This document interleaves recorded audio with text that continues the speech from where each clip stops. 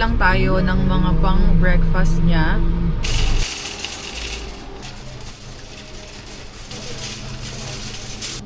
Medyo nagtaas siya ng konti yung price niya, no?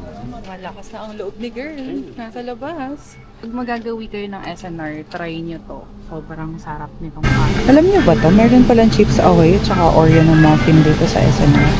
Tumatapang na ako. So, alam talaga naiilang pa rin ako pag may mga pag may mga nakatingin. Parang wala dito yung toyo na gusto natin. Sinong toyo ang gusto mo? Sino? Unlimited. Sino na unlimited? Dito lang. Ang ano ko lang talaga is for pang breakfast dahil kaya ka ng pang breakfast masyado. Ang dami niya in order.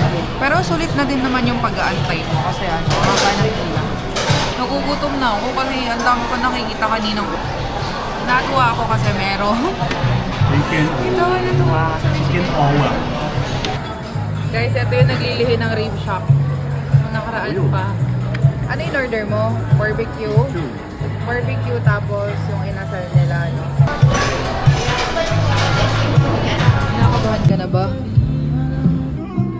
Yan, natatakot na siya. Nasaan tayo? Nasaan tayo? Sa mamahaling lugar. Tama na, kuya. Stop!